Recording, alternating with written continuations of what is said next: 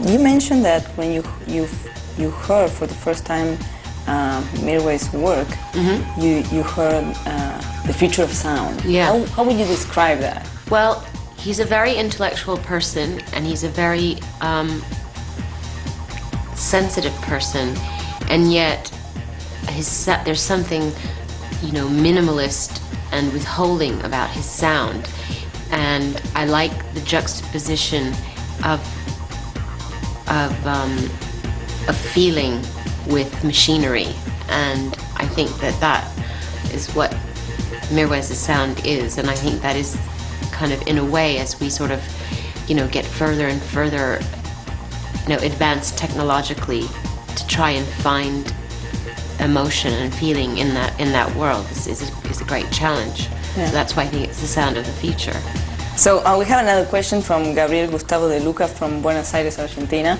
He said, why is there the impression that sometimes you regret about the music that you did in the 80s? For example, like a version. Well, it's not that I regret it, but it's kind of like looking at a picture of yourself in high school, and there's like serious cringe factor, like when you look at your hairstyle or something, you go, oh God, what was I thinking? Sort of like that period of time is forever, is forever captured, and you have to keep looking at it whether you like it or not. It's kind of like just looking at your high school yearbook in a way.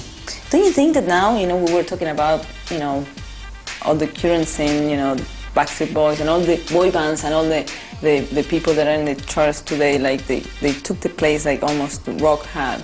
So how do you feel about that? Do you feel that there is, for example, a lot of artists that are being left behind? Yeah, I do. I mean, I think there's a lot of incredible artists that are overlooked. On the other hand, Radiohead, they're amazing. They're cutting edge. They're innovative.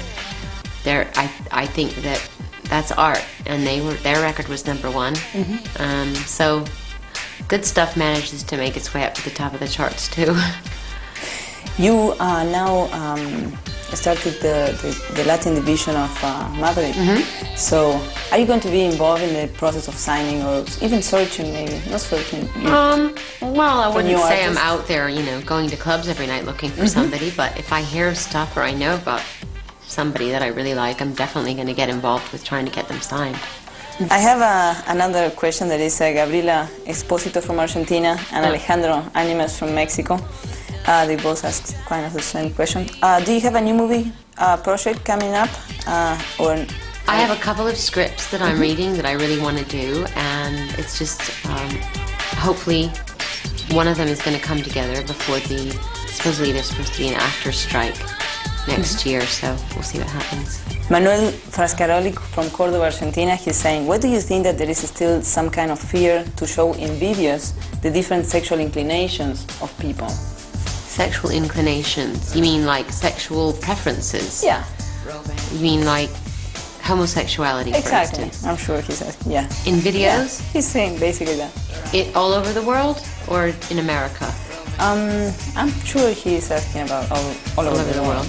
Because there are a lot of people who are still incredibly uncomfortable with the idea of homosexuality. Okay, Manuel, ahí tienes la respuesta. Sorry, Manuel.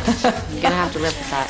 So, you have plans to go on tour. Do you miss performing? You haven't been on tour for a while. Yeah, I do. Yeah? Yeah. We hope to see you soon in Latin America. I hope to be there soon. Thanks a lot for being in Conexión. Ya continuamos aquí en Conexión.